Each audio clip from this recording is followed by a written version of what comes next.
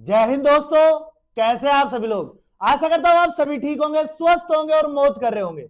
मैं अंकित एक बार फिर से आपके अपने YouTube चैनल वासुदेवा एजुकेशन में आपका स्वागत करता हूं।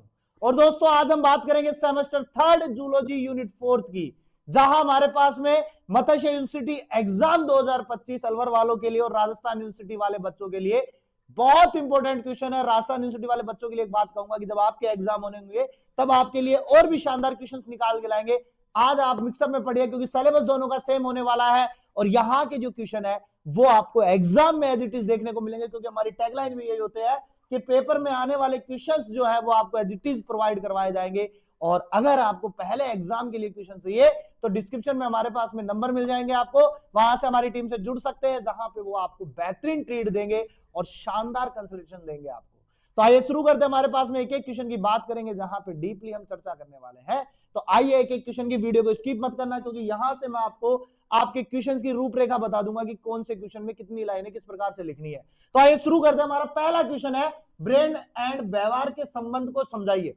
मस्तिष्क और व्यवहार के संबंध को समझाइए। तो बेटा आपको सभी को पता होगा कि हमारा जो व्यवहार है वो सारा का सारा डिपेंड किस पे करता है बेटा, ब्रेन पे करता है। किस पे कर रहा है, ब्रेन पे। क्योंकि ब्रेन के पास में एक पार्टिकल, एक सिस्टम है जिसे हम सीएनएस कहते हैं, जो पूरे को कंट्रोल कर रहा है अपने पास में। तो ब्रेन जो है वो हमारे सोचने समझने, किसी के प्रति हमारी फीलिंग्स वगैरह, इन सब को क्या करता है, कंट्रोल करने का काम करता है। तो ये आपको विद डिटेल मिल जाएगा, तो वहां से आपको बताना है। अब बात आती है इसमें दो सिस्टम की, लिम्बिक सिस्टम और हाइपोथैलेमस। इनके बारे में आपको बताना है, इनकी संरचना आपको बताने, इनके कार्य आपको बताने हैं। जो ब्रेन के ही पार्ट से संबंधित एक क्वेश्चन आपका रेडी हो जाता है। बड़ा क्वेश्चन है, एग्जाम में देखने को मिल सकता है। दूसरा क्वेश्चन है बेटा, हनी बी के सामाजिक संगठन का वर्णन कीजिए, इसके लाभ लिखिए। तो देखो बेटा, दूसरी बात मैं करूं, ये आपके यूनिट फर्स्ट का क्वेश्चन है अपने पास में, लेकिन यूनिट फोर्थ में भी आपके पास में है। यहां से आपको अगर मधुमक्खी नहीं दिखेगी तो मंकी दिखेगा, बंदरों के सामाजिक संगठन की बात पूछ लेगा आपसे।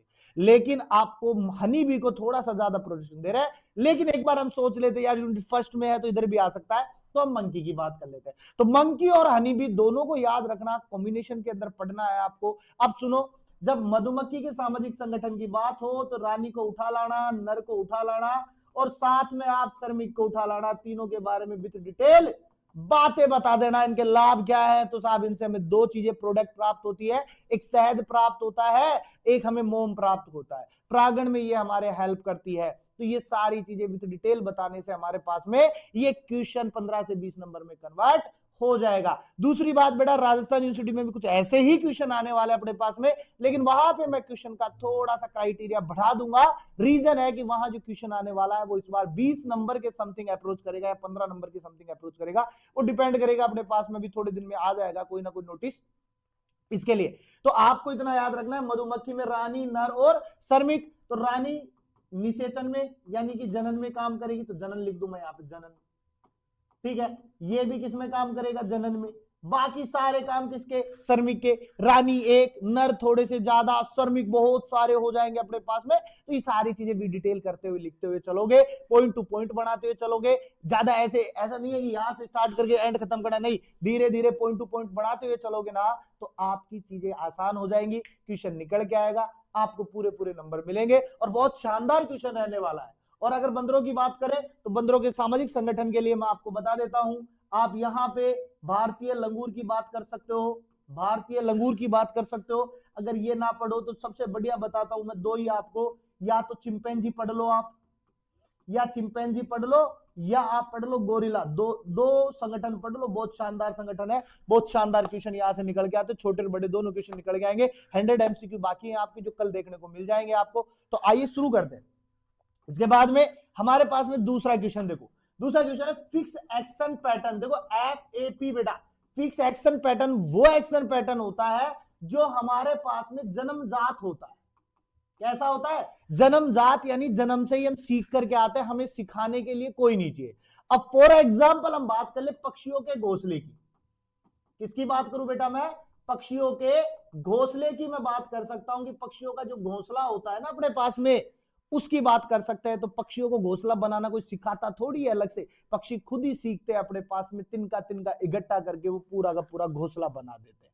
ठीक है, तो उससे बड़ी कारीगरी तो इस दुनिया में कोई है ही नहीं। इंजीनियर बेचारे फालतू परेशान होते हैं, पक्षियों जैसा घोंसला तो वो भी नहीं बना सकते। इसलिए एफएपी जो होता है वो जन्मजात होता है, पहले से सीख साख करके वो आते हैं। साइन स्टिम्यूल की बात करता हूं। साइन स्टिम्यूल वो होते हैं बेटा अपने पास में, साइन स्टिम्यूल वो होते हैं जिनसे हमें कोई संकेत मिलता है और उस संकेत को मिलने के बाद में हम उसके प्रति काम करते हैं। वो कौन से होते हैं बेटा? साइन स्टिम्यूल होते हैं अपने पास में। फॉर एग्जाम्पल के लिए हम बात करें कि सांड जो होता है अपने पास में, सांड जो होता है वो लाल रंग को देख करके क्या हो जाता है? उत्तेजित हो जाता है। तो वो साइन स्टिम्यूल की बात हो गई। आईआरएम की बात करें अपने पास में, रीनेट रिलीज मैकेनिज्म की बात करें तो बेटा एफएपी प्लस में एस एस साइन स्टिम्यूल दोनों को मिला करके क्या बनाते हैं अपने पास में?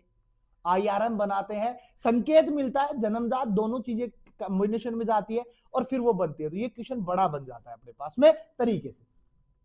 नेक्स्ट क्वेश्चन है बायोलॉजिकल क्लॉक। तो बेटा बायोलॉजिकल क्लॉक की बात करूं मैं, टिप्पणी पूछेगा तो बायोलॉजिकल क्लॉक वो होती है जो आपके शरीर में ऑटोमेटिक उत्तेजित होती है, यानी कि आपने पहले से इसको एक अलार्म सेट कर रखी है, ये अलार्म तुरंत एक्टिवेट होती है और आप काम करने लग जाते हो। फॉर एग्जांपल के लिए हम बात करें कि सुबह उठने का समय आपका 6 बजे का है तो 6 बजे आपकी आंख खुल जाती है। शाम की चाय 4 बजे पीने का है तो 4 बजे चाय पी लोगे आप। ये बायोलॉजिकल क्लॉक के उदाहरण हो जाएंगे, आपको चिपका के आ जाना। ऑडिटरी कम्युनिकेशन और केमिकल कम्युनिकेशन, यानी एक तो सुनने वाली कम्युनिकेशन और एक हमारे शरीर में केमिकल वाली जो कम्युनिकेशन है, दोनों में अंतर। तो सीधी सी बात है, इसको सुनकर के हम क्या करते हैं? रिएक्ट करते हैं। ये केमिकल का होता है, यानी धीरे धीरे हमारे पास में केमिकल प्रोसेस जारी रहता है, तब जाके अंतर। अब सुनो, ये हमारे पास में बहुत जल्दी काम करता है, ये हमारे पास में धीरे धीरे काम करता है।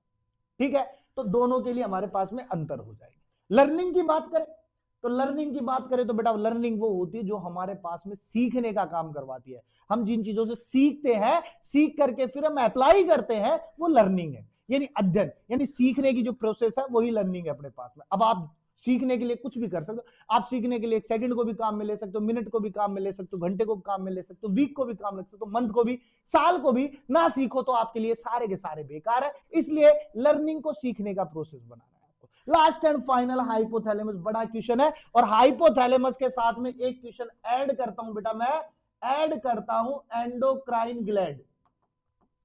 किसको ऐड कर रहा हूं? एंडोक्राइन ग्लैंड को। हाइपोथैलेमस कभी भी अकेला नहीं आएगा, एंडोक्राइन ग्लैंड को साथ लेके आएगा, क्योंकि केमिकल कम्युनिकेशन लाने का जो काम है वो एंडोक्राइन ग्लैंड का होता है। इसमें आपको पिट्यूटरी भी पढ़ना है, पीनियल भी पढ़ना है, थायराइड भी पढ़ना है, पैराथायराइड भी पढ़ना है, थाइमस भी पढ़ना है, एड्रिनल ग्लैंड भी पढ़नी है आपको। इसके अलावा पेनक्रियास ग्लैंड भी पढ़नी है, सेक्स ग्लैंड भी पढ़नी है, सारी की सारी ग्लैंड यहाँ पे पढ़नी है। और हाइपोथैलेमस कंट्रोल कंप्लीट आप अड़ाड़, बड़ा क्वेश्चन हो जाएगा अपने पास में और बेस्ट क्वेश्चन है। पहले क्वेश्चन को थ्रो उठा करके मैंने टिप्पणी में दिया शॉर्ट कमेंट के रूप में।